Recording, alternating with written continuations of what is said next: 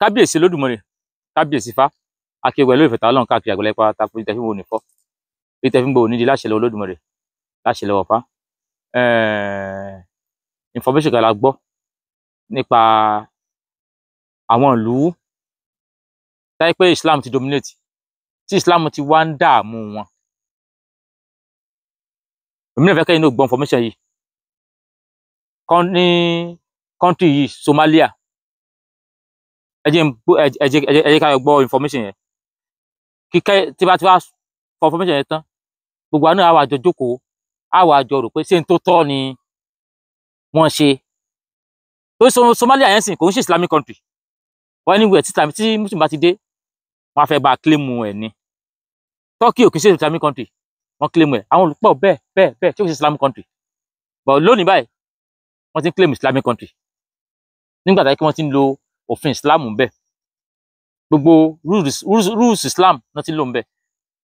Nígbà tí Muslim bá wà ní minority, wọ́n mọ̀ claim pé àwọn gentle, ẹ̀sìn àwọn ló dáa jù. But tí wọ́n jẹ́ majority, ìyìn tí wọ́n bá ti fẹ́ ni wọ́n fẹ́ ṣe. Ẹjọ́ gbọ́dọ̀. Ẹ̀yin tèmi, ó tún ti zẹ̀ ọ̀ṣẹ́ ẹ ti gbọ́ nǹkan tó ń lọ nílùú Somali ẹ ti gbọ́ ẹ má wọrí nǹkan tí mo wà fún yín fún nìyẹn. ẹ jẹ́ ń gist yín ní rògbòdìyàn tó ń ṣẹlẹ̀ ní international media, ẹ jẹ́ ń fún yín lápòpọ̀. ẹ̀yin tèmi, ìlú Somali ló máa ti ń ṣẹlẹ̀. Bóyá ẹ ti ń rí picture dáàdi, ẹ ti ń rí fídíò wọn bí tó ti ń sunkún àwọn pé kí ló dé, kí ló ń pa wọ́n lẹ́kún. ẹ jẹ́ ń gist yín. ẹ̀yin tèmi, ìlú Somali jẹ́ odidi orílẹ̀-èdè kan. Àwọn mùsùlùmí ni wọ́n pọ̀ jù ń bẹ̀, so wọ́n máa ń fẹ́ àwọn ọmọ kéékèèké, àwọn ọmọ tí wọ́n ti gbọ́njú. Bí àwọn ilé ìgbìmọ̀ aṣòfin wọn, parliament, bí wọ́n ṣe ṣòfin nìyẹn pé anybody ò gbọ́dọ̀ fọmọdé mọ́. Ọmọ tó bá máa fẹ́ nísìn ó gbọ́dọ̀ pé ọmọ ọdún 18. Bẹ́ẹ̀ ni ó gbọ́dọ̀ dàgbà enough láti sọ pé òótọ́ ni o, mo fẹ́ fẹ́ ẹni báyìí, ẹ gbọ́dọ̀ fẹ́ ọmọdé mọ́. ẹ̀yin tèmi, òfin yẹn ló mà dá wàhálà lẹ̀. ò bá wọn ọkùnrin ṣe jáde nìyẹn o. wọ́n bá wá protest ìpè kí ló dé fi máa ní ká má fọ ọmọdé mọ́, kí ló dé fi máa ní ká má fọ àwọn ọmọ kéékèèké mọ́, ó rọ́ǹgì, àwọn feel cheated. ní bá máa stage protest. ẹ̀yin tèmi, kí wá ló pa dádì ilẹ̀kùn yóò wá. ìgò tó ń pa wọ́n lẹ́kùn ni pé kí n tó máa gbé ẹ lọ fáfáfáfá, ṣé ikùn ẹ̀yẹn ò láìpẹ́ bó ṣe rí. mo ní tummy shrinker tó ń ṣiṣẹ́ tó máa fọ́ ikùn yẹn, tó jẹ́ pé wọ̀gàn wà láìka rẹ̀ tí mo ṣe ń sọ lọ. ẹ̀yin tèmi, dádì yìí làwọn náà bá join protest tí àwọn ọkùnrin protest against òfin yẹn. wọ́n bá bẹ̀rẹ̀ sí ní sunkún nínú fídíò ipe àwọn àfa àwọn dà, àwọn àfa ńláńlá tó wà nílùú àwọn dà. wọ́n wá ń wò báyìí kí wọ́n dà lóru. ìlú mùsùlùmí ní Somalia, ìlú mùsùlùmí ní báwọn ṣe ń ṣe láti bẹ̀rẹ̀ nìyẹn. wọ́n fẹ́ da gbogbo orderliness ìlú àwọn rú ni. ipe àwọn àfa ńláńlá ìlú àwọn wọn wá dákẹ́ ibo náà wà àsìkò tó yẹ kán sọ̀rọ̀ rẹ̀. ẹ̀yin tèmi, torí pé wọ́n ní kán mọ́ fẹ́ ọmọdé ni dádì ṣe ń sunkún. ẹ̀yin tèmi, gbà tán ṣáà protest, àwọn ilé ìgbìmọ̀ aṣòfin ìlú Somalia wọ́n ti cancel òfin náà o. wọ́n ti ní kán lọ mọ́ fẹ́ ọmọdé padà. ẹ̀yin tèmi, wọ́n ti ní kán lọ mọ́ fẹ́ àwọn ọmọ kéékèèké kan lọ mọ́ fẹ́ wọn padà. so fẹ́yìn tẹ́ bá wọn pé ẹ gbọ́ Sister Mariam, ẹ gbọ́ kí ló ń ṣẹlẹ̀ ní Somalia, tó ń ṣẹlẹ̀ nìyẹn. ṣé ẹ gbọ́ tó ń ṣẹlẹ̀ báyìí nílùú Somalia? òun ṣe Arab country o, àwọn mùsùlùmí wá bá wọn bẹ̀ náà ni o. mùsùlùmí ti dominate débi wípé wọ́n ti ń fẹ́ àwọn ọmọ kéékèèké, àwọn ọmọ under age. wọ́n ti mú òfin Islamic country, òfin Islam wọ́n ti mú wọ Somalia. gẹ́gẹ́ bí ìjọba, òfin ọ̀hún ni pé ọmọ tí wọ́n fẹ́, wọ́n lè fẹ́ ọmọ ọdún 5, wọ́n lè fẹ́ 6, wọ́n lè fẹ́ 7, wọ́n lè fẹ́ 8, wọ́n lè fẹ́ 9. ọmọ tó wọn bá ti wà kékeré, wọ́n sì lọ bóbi rẹ̀ pé ọmọ yìí àwa la fẹ́. ìjọba ìlú wọn, ok, bàbá tẹ́ wá wò yẹn tẹ́wọ̀n lójú àwòrán yẹn, kí wá ní palẹ́kún? ní tí palẹ́kún ni wípé ìjọba ṣòfin wípé wọn ò gbúdọ̀ fẹ́ ọmọ kékeré mọ́. ní tí palẹ́kún nù. ìjọba ìlú wọn sọ fún wọn pé nígbà tí ìlú yìí àwa náà ti ń pọ̀, ojú sì ti là. gbogbo àwọn western world táwọn tí àwọn travel lọ láwọn ìlú tó gbòòrò lágbàáyé, kò sílùú tí wọ́n ti ń fẹ́ ọmọ kékeré. kí o mọ fọmọ ní kékeré, ó tako làákàyè, ó sì tako ìjọmọnìyàn. àwọn ọmọ àwọn tí ò tí gbọ́n táwọn ń fi lọ́kọ, nígbà tí wọn ò tí lè dá decide fúnra wọn nígbà táwọn ń ba ayé wọn jẹ́ ni. sẹ́yìn pé ẹni tí ó jẹ́ president náà yóò lọ́pọlọ, ìjọba gbúdọ̀ lọ́pọlọ, wọ́n gbúdọ̀ ronú, wọ́n gbúdọ̀ mọ tó ń affect society.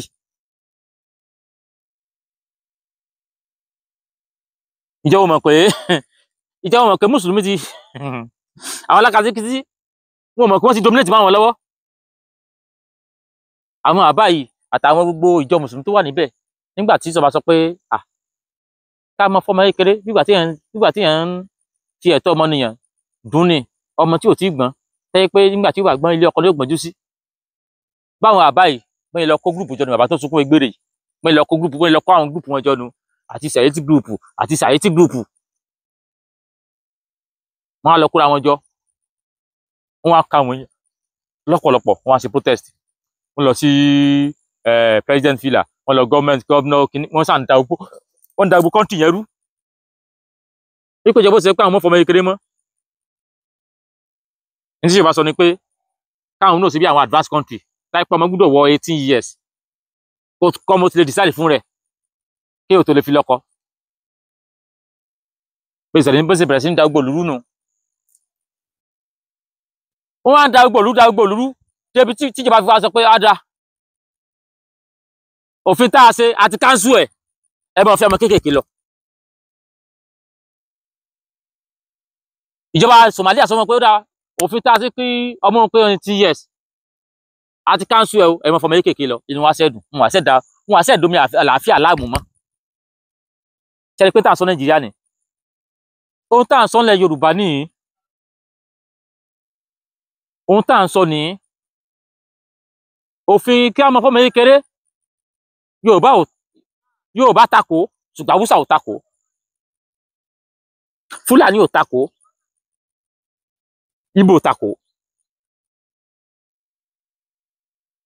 Haúsá sì ni majority ni wọ́n gẹ́gẹ́ bá ìpín Nàìjíríà, wọ́n jẹ́ Haúsá bíi majority. ẹwà dàkún gbogbo táwọn sọ láti jọ pé àwọn ọmọ kéékèèké wa ẹ jẹ́ á fún wọn education, ẹ mọ̀ kọ́ wọn lélẹ́kẹ́ o, ẹ mọ̀ ṣe gbá kan, ẹ mọ̀ ṣàwó kan torí ọ̀la tiwa. tí a bá wá fún wọn láyè báwọn Haúsá Fúlàní bẹ́ẹ̀ ń ṣe orí burúkú kí wọn, tí wọ́n á tún ní support àwọn kan nínú tí wọ́n ń bí táwọn náà lè dánú rò. ní Nàìjíríà tá a wà yìí wọ́n bá ṣerú protest báyẹn wípé àwọn fẹ́ kí òfin ó wà tó yẹ pé ọmọ kékeré ọmọ 12 years àwọn ọmọ fẹ́. nígbà tó bá pọ̀ jù wá lọ tó bá da Nàìjíríà láàmú, ṣé ìwà Nàìjíríà ṣé wọn ò ní gbé láwà Yorùbá náà lórí? ẹ wá dúró wàhálà tá a fà lórí wípé àfi òfin ṣẹ̀ríà tí gómìnà ti wá ìpínlẹ̀ Ọ̀yọ́ tó sọ pé àwọn ò lọ mọ rò tí judiciary tí parliament kí executive tí gómìnà ti wá tó ti ẹ̀ ń sọ òye wa. dájúdájú gómìnà ìpínlẹ̀ Ọ̀yọ́ náà ti ń consider ṣẹ̀ríà.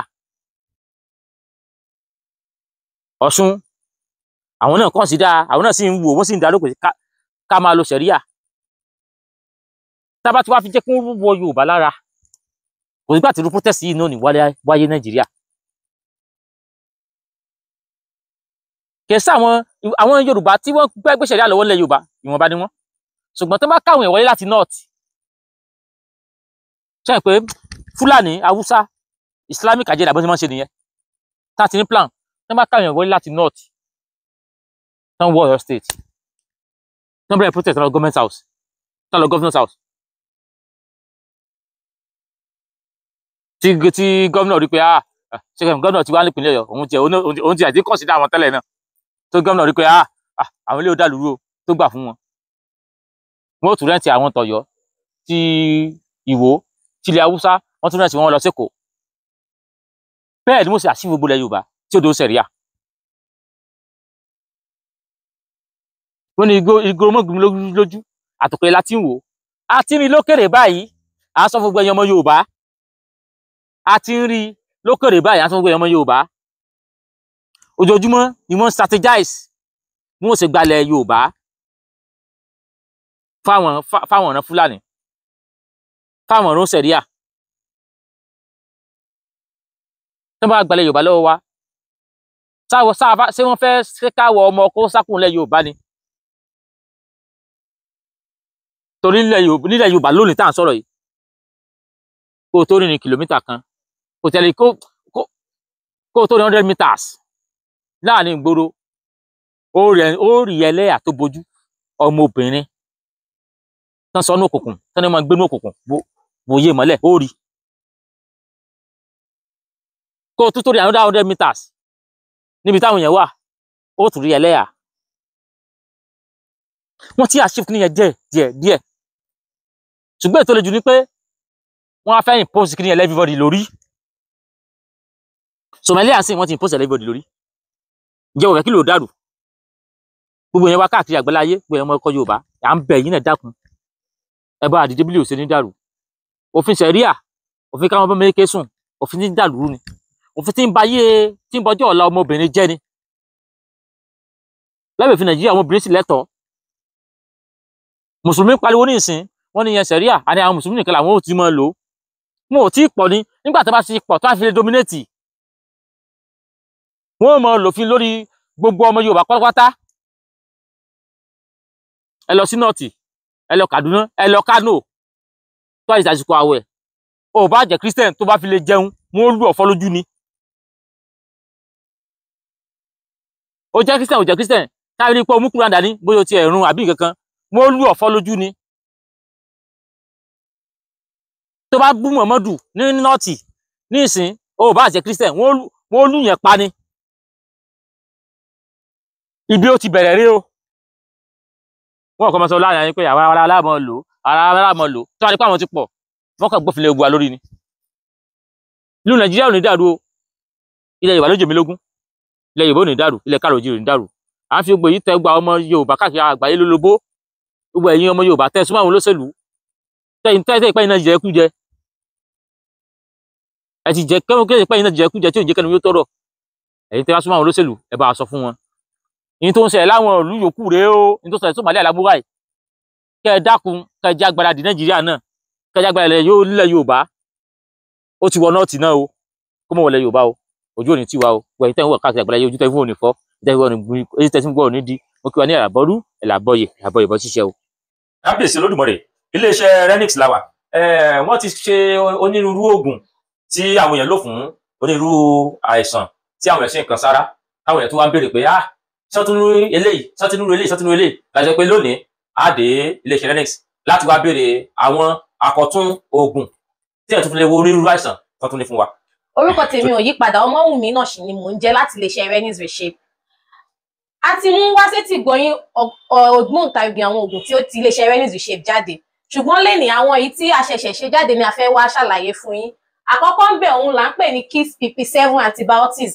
Gẹ́gẹ́ bí ẹ ṣe mọ̀ yín pé kò sí ẹni tí ò ní infection lára, ó wà lára tàgbà, ó wà lára tọmọdé. Àgbà la kọ́kọ́ ṣe tẹ́lẹ̀, wá wòye pé àwọn ọmọdé náà àwọn náà nílò antibiotics láti lè fi cure gbogbo any bacteria or infection tó bá wà nínú ara wọn. Nítorí náà la ṣe ṣe Kiss PP7 antibiotics yìí tó máa ṣiṣẹ́ fún ọmọdé láti lè pa èyíkéyìí infection tí ó bá wà nínú ara wọn. Ìmí ta tún ṣe òun tún ni Pure Herbs Vision Boost for Children. Eléyìí náà ọmọdé náà ló ní oògùn ojú ni fún ọmọdé. A ní tàgbàlagbà tẹ́lẹ̀ tí a ti ṣe tá a pè ní Pure Herbs Vision Boost tó wà ní oníkóró, ṣùgbọ́n a wá ṣe tọmọdé jáde ní olómi kí ó lè balẹ̀ wo àìsàn ojú fún ọmọdé, nítorí àti kékeré òun la ti ń pẹ̀ta ìrókò. Àwọn ọmọdé náà máa ń ní àìsàn ojú, ó lè jẹ́ àìsàn kan tó ti ṣe wọ́n láti kékeré, òun ló fà á tí ó fi dín pé wọ́n máa complain ojú. Arọ́pọ̀ àwọn ọmọdé tẹ́ pé wọ́n máa ń lo ìgò tí ò lè yẹ kí ó rí bẹ́ẹ̀, láì ti ṣe pé bóyá wọ́n ti dàgbà, bóyá ọjọ́ orí wọn pọ̀ jù. So a wá ṣe Pure Herbs Vision Boost yìí fún ọmọdé láti lè lò kí gbogbo ojú ṣíṣú, ojú yíyún kí ó lè correct gbogbo ẹ̀, kí wọ́n jáwọ́ nu pé wọ́n ń lo ìgò ojú. A tún wá ní èyí tá tún ṣe eléyìí BP knockout tea. Gẹ́gẹ́ bí ẹ ṣe mọ̀, BP ó túmọ̀ sí ìfúnpá gíga. Lóòótọ́ a ti ṣe oògùn ìfúnpá gíga, ṣùgbọ́n oníkóró la ṣe sí, ṣùgbọ́n a tún wá rò pé ká tún advance ẹ̀, kó jẹ́ pé ká tún ṣe tó fi jẹ́ kó máa tún yára tètè ṣiṣẹ́ lára, tí ò ní jẹ́ pé wọ́n máa kọ̀ wá lórí capsule yìí for so long, tó máa jẹ́ pé tó máa bẹ̀rẹ̀ sí ń lo tíì yẹn á tún tètè yára láti lè jẹ́ kí gbogbo nǹkan tó wà gbogbo ìfúnpá wọn kó lè tètè wálẹ̀, nítorí náà la ṣiṣẹ́ sí tíì. So oògùn BP knockout wa ó ti wà ní oní powder ìyẹn ìyẹ̀fun, ó dẹ̀ tún ti wà ní oní capsule fún ẹ̀yin tí ẹ bá ní àìsàn ìfúnpá gíga. A ní àwọn nǹkan míì lọ́lọ́kan òjọ̀kan tí a ṣe, àwọn ìtàmọ̀ sí special product tí kò sí ní àwòrán ẹ̀ báyìí. Ìyẹn wà fún pé àwọn tó bá fẹ́ specially irú àìsàn bí àwọn tó bá ní liver problem, àbáwọn tó bá jẹ́ sickle cell, àbáwọn tó bá ní kidney problem, àwọn yẹn special product ni tẹ́pẹ́ ẹni tí ó bá pè wá wọlé tó bá ní irú àwọn nǹkan báyẹn tó bá sọ fún wa, a máa ṣe specially fún ẹni tàn wí yẹn ni. A tún ní àwọn special spiritual products kan tí a ṣe ní iléeṣẹ́ Renix Reshape fún ìwọ tó ní ìdojúkọ kan àbí ìṣòro kan, bóyá yálà ibi tí o ti ń ṣiṣẹ́ ni tàbí ìwọ tó ń tajà tó jẹ́ pé bóyá o pàtẹ o tà, ẹ̀mẹ́ pé kò sẹ́ni tí ó máa gbàdúrà kó ń pàtẹ kó má tà. So aláwọn spiritual products kan yìí bí afa èrò, àwọn ìmínitúdé, àwọn atúwọ́ gbogbo ẹ̀ tí ẹ lè lò láti lè dojú gbogbo nǹkan kíkan tí ó bá ń ṣe yín. Ìwọ tó ń lálàkàlà àbí bóyá àwọn orin pé òun jẹun lójú oorun àbí kọ̀ọ̀kan, ìwọ kàn sí iléeṣẹ́ wa ní Renix Reshape láti ṣàlàyé èyíkéyìí nǹkan tí ó bá ń dojúkọ, àwa yóò sì fún ẹ ní nǹkan tí ó lò láti lè kápẹ́. Àti ní àwọn oògùn tí wọ́n ti tún ṣe ní Renix Reshape, òun ló ń pè ní black charcoal mouthwash, ó wà ní liquid, ó wà ní olómi, ó dẹ̀ wà ní powder fún àwọn tí ó ní akókòrò lẹ́nu, fún ẹni tí ẹnu ẹ̀ ń rùn. A dẹ̀ tó wá ní weight loss fún àwọn tí ó sanra tó dẹ̀ fẹ́ tọ́wọ́ pé ara wọn láti bára wọn ṣe rí, tẹ́ pé wọ́n dẹ̀ fẹ́ reduce sí normal size, tẹ́ pé wọ́n lè máa ṣe sísí kiri. So òun ló ń pè ní weight loss capsule, ó wà ní capsule, ó wà ní powder, ó dẹ̀ wà ní olómi. Fún ẹ̀kúnrẹ́rẹ́ àlàyé ẹ kàn sí iléeṣẹ́ Renix Reshape lórí àwọn ẹ̀rọ ìbáraẹnisọ̀rọ̀ wọ̀nyí +1832 898 9610 tàbí ìwọ tó bá wà lórílẹ̀‐èdè Nàìjíríà ẹ lè pè +234 810 669 7156. Renix Reshape, ìlera rẹ ló jẹ wá lógún o.